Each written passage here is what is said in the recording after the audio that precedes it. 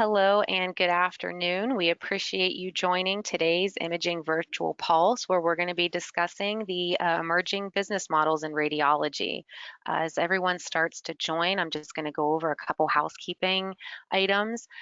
If you are having any issues with your sound, you can check the audio section in your dashboard where you can either join via your computer, but if you are having issues that way, you can always dial in via the phone number and passcodes that are in that audio section. Audio section. We do want you to ask questions. So as we're going through this discussion, please put those into the chat in your dashboard as well. There is a question section where as the session goes, please feel free to ask, and we will try to get to as many questions at the end as we can. After this session, we are going to be sending out an archive of the recording as well as the opportunity to register for the next virtual pulse. And we do want you to complete the survey if you can at the end. That will automatically launch at the close of the webinar, and we'd appreciate your feedback. So again, we have a great agenda for you today. We have two speakers with us that will meet here shortly with our host, Russ Cardwell. And again, they're going to be having this discussion with the emerging business models in radiology. And then at the end, we will get to those questions. So Russ, I am going to pass it on over to you so you can introduce our speakers. Excellent. So I'm Russ Cardwell. I'm Vice President of our Imaging Sales with 3M Modal, and delighted to do this virtual pulse number 3 in our series. Today we have Chad Wiggins, who's the CEO of Charleston Radiologists, Radiology, and also a board member of RBMA. And we also have Dennis Wiseman, who is the CEO of Radiology and Imaging in Corpus Christi, Texas. So we are delighted to have them with us today. We wanted to continue our discussion that we've been having about some of the radiology pressures that are in the market today, reimbursement, and some of the ways to mitigate or improve that. And today's topic is going to be about emerging business models in radiology. So before we get into the meat of that, I do want to kind of let our guests introduce themselves and tell us about themselves, their experience in the industry, and the market that they serve. So Chad, would you go first, please? Absolutely. Thank you, Russ. It's a pleasure to be with everyone today. It's an honor to support. I think this is a wonderful mission that you're putting forth to continue educating the population of some of the challenges that we're having nationally.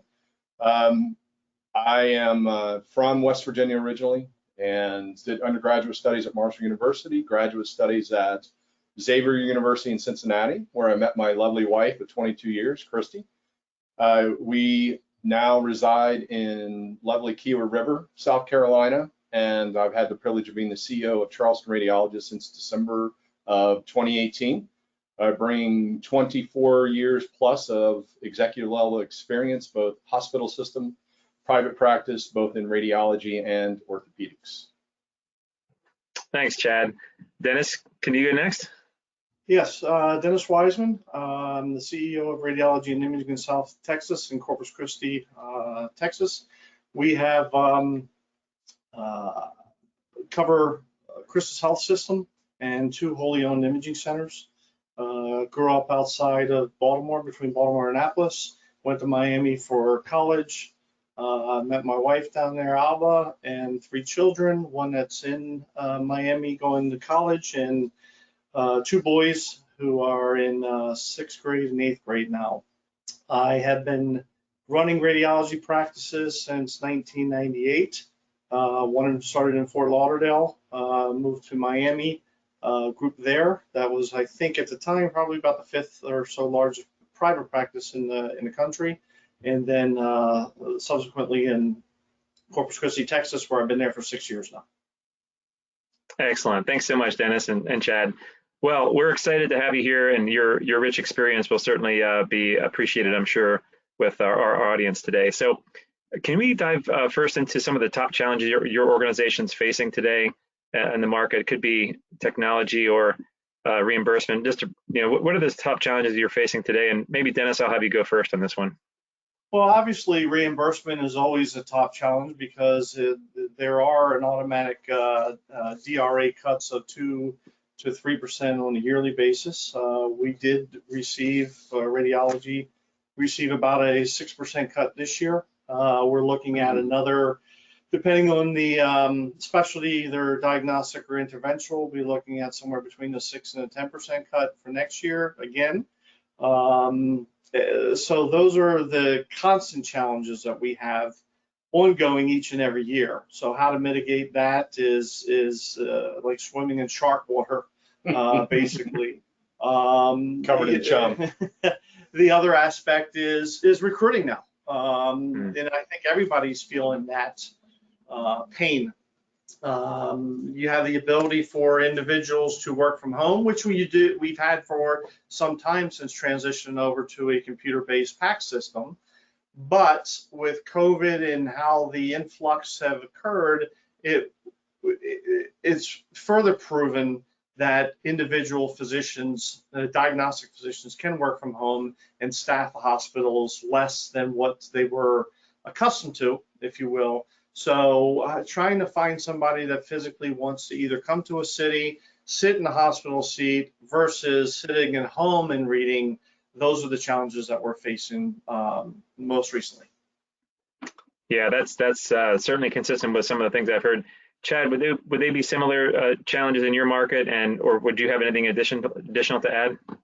Ours is, Russ, yes, I have the same challenges that Dennis does here in Charleston market. Additionally is maintaining relevance with your health system and transitioning away from just being a contracted service to a partner. And that is going to be reinvestment into the practice, technology, human capital, the willingness to expand your services across the continuum, and really make the system reliant upon the value add that we bring to the table and the depth and breadth of talent that we have from a physician team.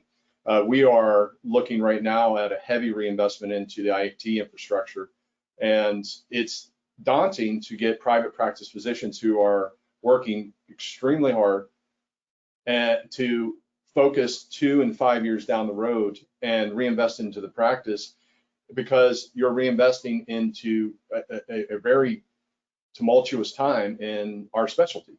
So you have to have the foresight, and you have to have that strong willingness to withstand the onslaught of health system encroachment from employment, national practice encroachment on transaction. And I'm a zealously independent individual personally, and I push that very, very strongly with my physicians. I will do anything to protect them in the practice and keep them as independent and thriving in our market as possible. Yeah, that's quite a set of challenges in front of you both, and really for all leaders in the radiology industry these days. And this certainly is, again, a continuation of some of the budget pressures we've heard. Our first virtual pulse, we had Dr. Shape talking about the budget neutrality impact and how it was a win to only have a -4% reduction across the industry. Obviously, some markets are higher and lower, but that the expectation would be similar for future years. So if we ever got to a year that was 0, no decrease, that would be a huge win.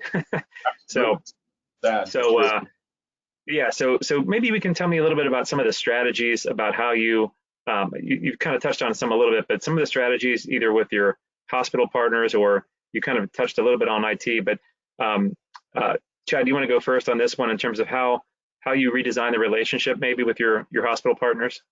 Absolutely. We are working on that strategy right now, Russ. We survive off of 2 PACS systems right now, one hospital-based, one owned by the practice. And we're trying to change the thought process and create what we call stickiness to our provider services agreement with the health system. And what we mean is we're going to look at it more as offering the technology solution, have the hospital get out of that aspect of radiology, let us manage what we know best, and then you create a more symbiotic relationship. Now that's going to get to what everybody's trying to strive for, which is unified work list, the distributor work list, maintain PACS, maintain your voice recognition, sell that back to your health system in a partnership approach. And then what happens is they become dependent on us as we're dependent on them for the volume. So rather than having annual conversations of relevance and listening to national practices come in and try to undermine, what's happening here is we're going to take the approach that we can provide, we're the experts, and we're going to do everything possible to give the best patient experience. So we're starting that dialogue. They're being very receptive, but it's going to be a very time-consuming and challenging road. I'm sure there'll be many stakeholders to convince along the way too. But and it starts internal. Trust me, Russ. Yeah, I'll bet. So Dennis, how about you? How are you kind of trying to redefine that relationship with some of your local providers in your market? So yeah, I come from a group in Miami that the hospital system relied on our physicians and leadership to direct them in aspects, right? So you're talking years ago when you first got into PACS and or voice recognition and or equipment. So yeah, some hospitals just purchase these things without any interjection from the group. And that relationship that we did have with that hospital system was very good in the fact that they let us lead the way for them. Now, they're the ones that wrote the checks and they're the ones that were part of the visits with us, but we are the ones that drove the bus, if you will, during that process. The current hospital system, at times a little forward thinking, but a little normal. I say backwards. It's normal, I guess, if you will, that they're the ones that are in charge and wants to keep things going. But alluding to what Chad said, I think it's a time-consuming, painstaking at times conversation that you have, but again, we're not managing their system. We're managing a subset of what we do internally. With the help of them, either they're purchasing it or going through what Chad had described of them purchasing it, managing it, and offering that product, et cetera, to the system. Maybe a little bit difficult during the process for Chad because it is a national hospital system, even though they work in regions, if you will.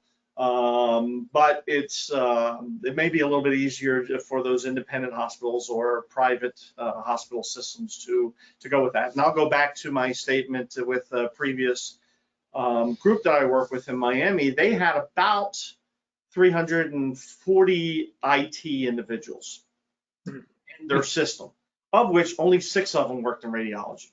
Yeah. So, and of course, you're talking about people that have, unfortunately, not that breadth of knowledge within radiology and or hospital-based aspects in IT solely, if you will.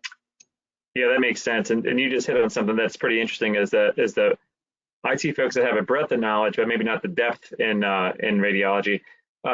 Which kind of brings me to another question I had with regard to how do you balance the demands from your hospital customers, which we've started to talk about a little bit, but also you have your own outpatient businesses that you're running as well.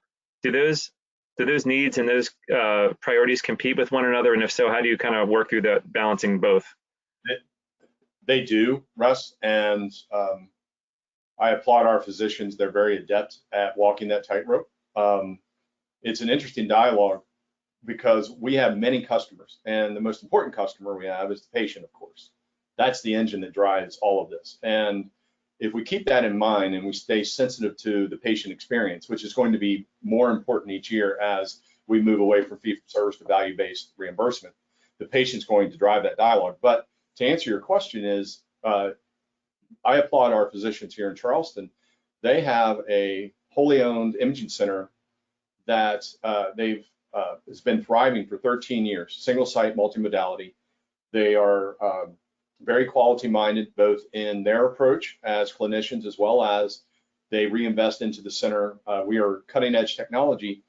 And the dialogue is interesting because you have to use it very adeptly, meaning you educate your community that we're the same positions, the same quality and depth of breadth of talent that you get in the hospital setting, but you're getting in an outpatient setting with greater access, same level of quality at a lower cost. Well, that inherently is competitive dialogue against your hospital system.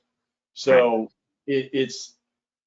we're outside of our catchment area, and that eases that tension. But nonetheless, you have to be very careful how you dial it, because if you say we're better, then the hospital goes, wait a minute, why are you not providing the same level of service? So it's very interesting how you play this match. Yeah. I agree with that. I think, you know, we're probably a little unique in my market because we do compete with the hospital, but we also offer services that they don't offer. So we actually have one of our imaging centers across the street. It's a 9-iron away from the hospital. Just 7-iron for you. Tomato, tomato. So it's weird and strange when I first got there, but looking at the relationship that we do have with the hospital system, that it has eased any tension whatsoever. There's never been a contentious aspect of us having an imaging center when they walk out the front door of the hospital. And again, we work symbiotically with the hospital system in regards to services, either same services or different services, and they rely on us to help them out at times of need where their system may be down, or they don't offer those services. So, and then obviously the interventional aspect, Russ, is very important. We have 7 FTE of interventional radiology talent in our practice, and that is, in my opinion, very important for a strong practice to not only survive and maintain independence, but actually thrive in the market, because we are touching the patient, we are providing those procedure-based, and the talent that they bring to the table, the medical staff really becomes reliant, the ERs become reliant, and it's integral into the care continuum at these hospitals. So anytime there's internal friction of diagnostic physicians versus interventional physicians, we try to calm those waters and say, you know what, you actually are, it's a codependency, you need each other. And that allows the group to calm and be forward thinking. So. Yeah, that's great. And I was just going to say, you mentioned it, touched on it earlier, with the idea that we're moving into from fee-for-service to value-based care, and consumers are going to have much more influence and be more interactive with their care maybe than they have in the past. So the relationship that these radiologists have with the medical staff can have a big impact on your reputation in the market and how consumers view you and your services. How would you elaborate on that?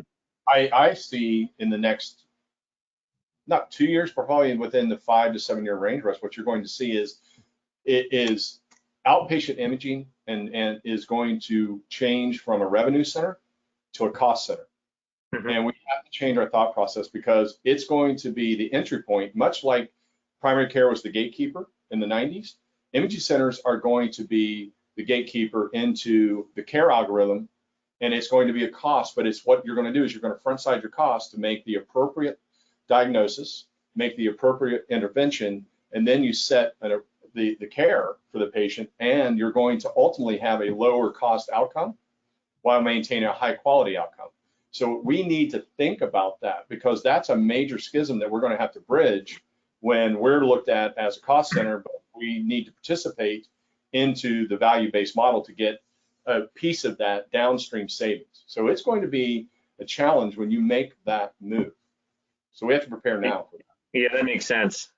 Dennis, I think what may be related to that question is one about this employment trends, right? We've been seeing more radiologists become employees of radiology groups, or even medical systems for that matter. How would you talk about that in relationship to the consumer becoming more involved in their care? Do you see that aiding, or how would you just talk about the employment trends affecting patient care for radiology? You always get into the aspect of once you become employed, and we've seen this time and time again with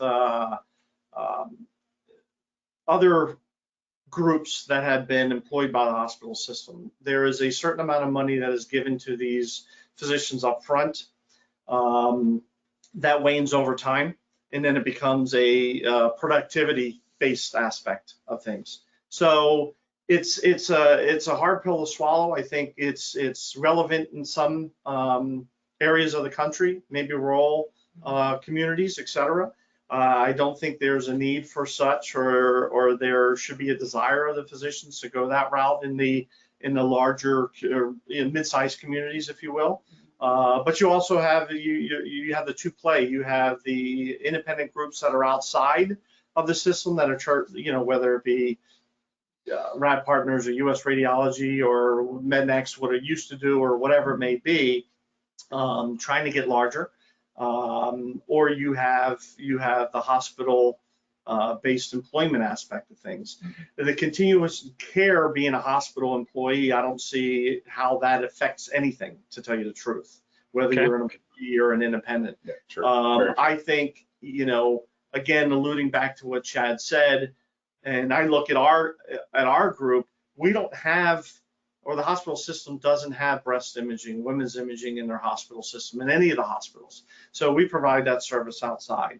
We do have interventional, and those are the individuals that are touching the patients. And it's not, the days are gone of the physician reading off the alternator and walking into the doctor's lounge and chatting with the physicians, and or picking up the phone because of nuance or dictaphone or voice recognition, whatever it may be. So therefore, the only people that are really having any interaction with those patients are the IR physicians or a mammographer. And that's how you, honestly, in my opinion, keep a relationship with the hospital. Because now the patients, if they're filling out these survey forms, have somebody to talk to. I mean, it hasn't changed much from the day of, how did I get this bill from radiology? I never saw anybody. I mean, right. who did this? And who are you? Yeah, and who exactly. are you? Yeah. It's probably a little less frequent now than it was when I first started in this business, but until they can say, okay, Dr. X or Dr. Y, I remember him because he spoke to me or she spoke to me, one of those two. So, but again, going back to your question in regards to the process of being employed, I don't see that changing the care of a patient at all. A doctor's a doctor. Right, so it's not going to matter whether they're independent or they're employed. Well, I think go ahead, Russ. Go ahead, Jed. No, just to take that, to pivot a bit on that question, is one of the challenges we have is the latest round of radiology residents and fellows coming out have a different mindset. They want an employment, and in a private practice, it's all for one for all. Now, it's not a love-in by any means. We have debates, but at the end of the day, the physicians want to be reliant upon each other as shareholders. And some of the younger talent coming out are saying, I want to come in, I want an employment contract. I never want to go to Chad's office. I don't care. And I want to provide good quality clinical care, go home. And I have a conversation with our leadership frequently that that's not necessarily a bad thing.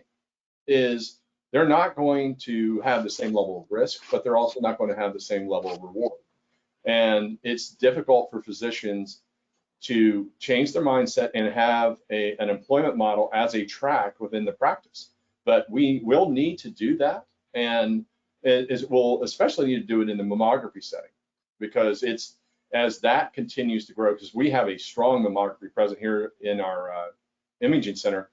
But in speaking with some candidates, they absolutely want to come in, do their shifts, and go home. So it's changing the philosophy of groups in real time. Yeah, I was just going to make the analogy. I don't know if it's fair. You can comment, but as hard as it is to go from fee for service to pay per performance or value-based care, it's probably the same for having these equal shareholders of radiologists within a group to having an employment-based model. So it's easy maybe to see the other side, but how you transition is the real difficulty, right? Absolutely. I mean, we went through a complex refinance recap project on our real estate assets here in Charleston over the last 8 months. And the younger guys I had to educate them, but I had to educate the older guys that we have to reset this, or else we're not going to be relevant in the market from a recruiting standpoint. And the older tenure guys were like, just have them go borrow. I said, well, we're not relevant anymore. If a top quality physician coming out of Wake or Duke or Vanderbilt comes to us and it's going to be a stroke of $500,000 to get into the practice, or he can go 90 minutes up the road and stroke a check for $25,000, where's he going to go? Right. That makes it easy. right, not coming out of school with the debt that they have, right? 100%. Right, They or a family and only, you know, working their tails off during that process and making, what does a fellow make? Maybe $100,000, less than that, you Yeah. know? So it's, And it doesn't, they're not coming in to borrow to buy a house and, okay, I'm now going to buy into a practice, which I'm not going to see any rewards of that in the next couple of years. And you know, I go back to what Chad was saying also, is that we're seeing it too. You know, the individuals, good, bad, or indifferent, want to come out and they just want to work the 8 to 5. They don't want to work nights. They don't want to work weekends. They don't want to do that. And again, that's their prerogative, but that's a different mindset of what was out there before, internally and externally. exactly. And the biggest concern that I see, we as a practice, all my practices had a fair share of shareholders and employed physicians. But at some point, if you're in a smaller group like I am at the mid-teens, who do you have left? Especially if you have older physicians who are there, you're going to have one physician left as a shareholder at some point. Correct. So again, it's a fine line to walk. Maybe it's a scenario to where we're in the times currently, and they may shift again in another X number of years. But it's relevant on both sides of things. Very much so. Very much so. Yeah, that makes sense. I know that just yesterday, the ACR had the Radiology Leadership Institute. They had a webinar about consolidation happening in hospitals, imaging groups, payers. Just every side of the market is having this consolidation, and these employment agreements are you know, some of the results that we're seeing. You know, that's my thought of it, but it presents you all with a different set of challenges, I think, as you move from these models. Yeah, we're working initiatives now to expand our, and it's going to be to do that. We're going to let me work on my apologize, audience. Is that better? We got you now. Okay, but you're right. Consolidation can. The issue is that if you are doing nothing as a private practice, you're actually regressing. And if you do not define, I know this is waxing poetic and I sound like a Hallmark card, but if you don't define your strategy, either the payer community, the hospital community, or the national practice community is going to give you your future. They're going to tell you what to do. And I keep bringing that to the table to our stakeholders internally and saying, folks, we have to be strategically minded. You have to invest in yourself. You have to invest in your practice. You have to be willing to grow. And you have to quit looking at 12-month aliquots of W-2 and K-1 and hit a reset. It needs to be a horizon of 2 to 5 years. Because what you want to do is now we're appealing to the legacy aspect of these practices and saying, look, you've invested 30 years of your life into your organization. You want that to be another 30 years. And another 30 years, and it's starting to resonate. And our physicians are zealously independent guys, and they're really, I applaud them. They're forward thinking, but they're also nervous because you're investing in yourself at a risky time. So, yeah. No, I agree with that comment. Also, you have a scenario to where most groups, or all groups that I've worked with so far, is whatever you make, you take out of the kitty at the end of the month or the end of the week or the end of the year. And or the end of the day. Again, it's a little easier if you're hospital-based physician practice, a lot easier because you're not investing in anything, right? Except for manpower in the future. With an imaging center, you can't think that way. And going back to, and I've had this exact discussion with our physicians of, hey, you've been here since 1980. You've been here since 1990, 91, 95, 2000, whatever it may be. Wouldn't you like to see this legacy continue for the individuals that just joined our practice or the individuals that haven't joined our practice yet? And don't rob the kitty per se every year just to make sure that you get your money out today. And we're not talking about a lot, and we're not talking about a penalty, because you can put the money back in, you can pay that individual before April 15th and make sure that you make them whole in relation to taxes. You know, so there's many different ways of skinning the cat in that aspect. But again, instead of all of a sudden every 7 years you have to reinvest in new equipment at 2 million, 5 million, 10 million, whatever that amount is, depending on the imaging centers you have. Why not have a reserve in there to utilize that, and you're not affecting cash flow at that particular time? Because again, as we see a couple years down the road, it's going to be less than it was today. Or you could just take it out of your pot. Oh yeah, that's true. There's two pots of money.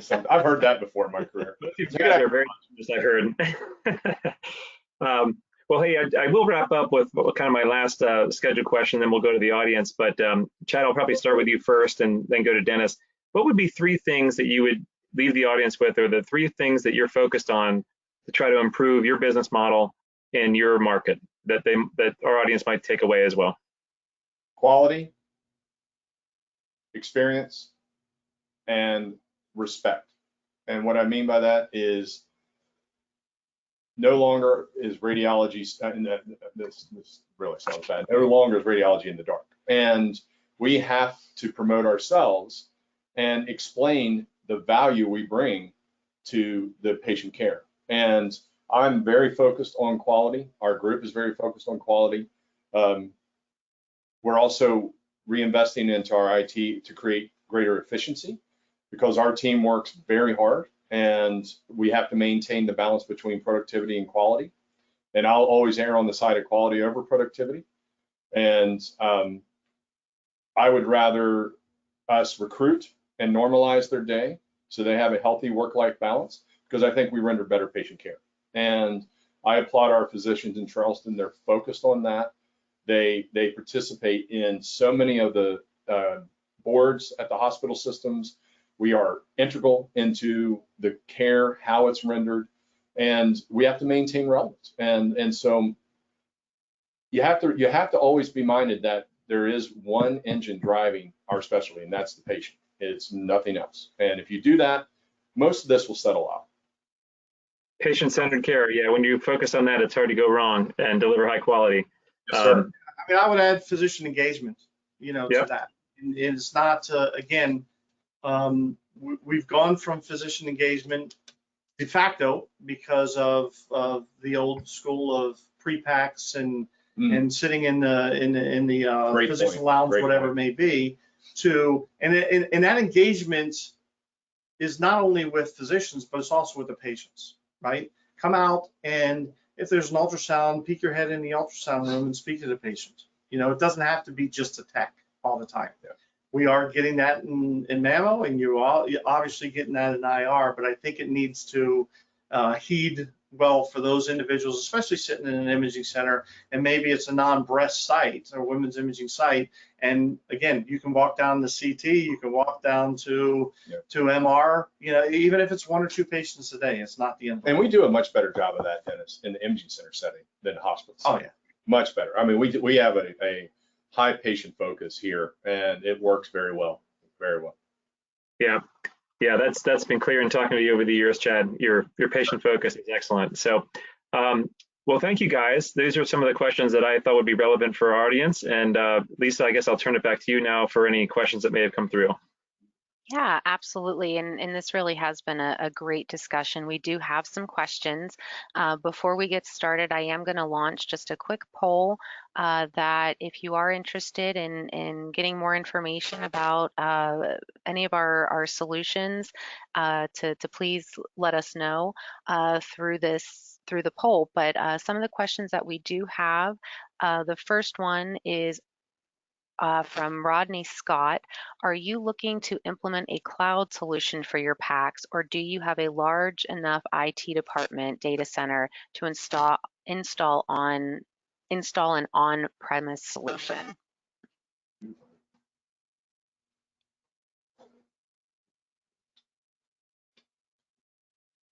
And I'm not sure if either Chad or Dennis want to answer. Oh, I'm sorry, Dennis, you see what happens. Dennis was asking me a question. Could you please repeat it? Sure. Are you looking to implement a cloud solution for your PACS, or do you have a large enough IT department or data center to install an on-premise solution? That's a great question, and we are actively evaluating that. We are on site. We have the typical server farm, and we are investigating as we speak. We are attempting to go virtual, and we have a very good IT partner that's external, and we have 2 very good PACS administrators on site, but we're of size now that we need to virtualize ourselves, go cloud-based. Part of it is just the sheer capital that is expended, and then the redundancy, the security of the data, and just the ease of use. As we move towards a true unified worklist solution, we're going to need to virtualize every aspect that we can. So yes, this is a very hot topic because it's not inexpensive, but we are moving rapidly towards that. As you know, we are a current Fluency customer, and we're very pleased with that, and we're going to maintain. That's the good thing, is we have some very good technical partnerships, and we're going to continue to grow that. But we have to change our thought process. Controlling the physical plant from an IT perspective is an antiquated thought process, and it's almost dangerous to some degree. Great, and I think this goes along with that. What would be your advice to other groups considering the use of imaging AI going forward? And kind of a follow-up to that is then what is the feeling among radiologists in your group using it? So 2-part question. Sure. From our perspective, I would say welcome it. To my colleagues out in the listening, is welcome AI. I think that it's here, and it's only going to increase in use. To our physician community, especially my team, we have to look at it as a tool to enhance our quality, not something that's going to replace us. It's not supplanting the talent. It's actually improving the performance of the physician, allowing them to focus on the true care. And if we use AI, it'll create efficiencies, and it will allow us to perform better. But it's a daunting conversation to get physicians to think in that regard. We've already seen it in CAD, right? Exactly. So this is nothing new. It's a new platform. It's a new, I guess, exam that we're going to be utilizing it for. Yes. But it's something that we've already done. Maybe in a small section of our number of radiologists that are out there, because it's only in breast. But it's either you got to learn how to utilize it, or you're going to be told to utilize it. So you might as well get on the front end of the aspect. Yeah. So again, it's not going to be a scenario to where all of a sudden we're out of a job like some of the individuals in the auto industry because robots took that over. That's not happening here. The computer system's not taking it over. It is a tool to hopefully make us better as groups, as radiologists, as individuals, to see something that otherwise, whether 9 out of 10 or 19 out of 20 couldn't see with the human eye. Correct. I agree. Absolutely. Russ, did you have anything to add to that? No, I think this AI, or medical imaging AI, is here to stay. There will most likely be a shakeout with, there's something like 100 providers today, so I think there will be some consolidation, but the tool itself, I think, is very complementary and for a radiologist, and helps them deliver better patient care, which is really what it's about. So it's here to stay. I don't have any further questions, but again, I want to thank Chad and Dennis here. So Lisa, was there any more questions?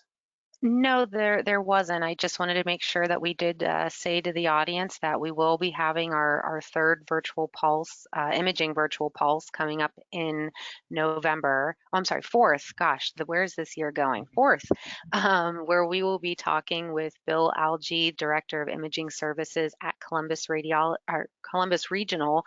where he'll be going into a discussion similar to today with Russ about a day in the life of an imaging leader. So after after this, we will be sending out an archive email with the recording if you do want to listen in again, with the ability to register for the next one.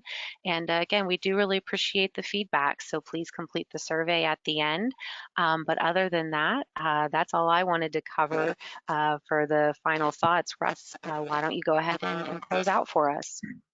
Very good. Again, thanks, Chad and Dennis and the audience for being a part of our Virtual Pulse series. We look forward to the next one and wish you all a great day. Bye-bye. Thank you. Great. Great day. Thank you. Bye.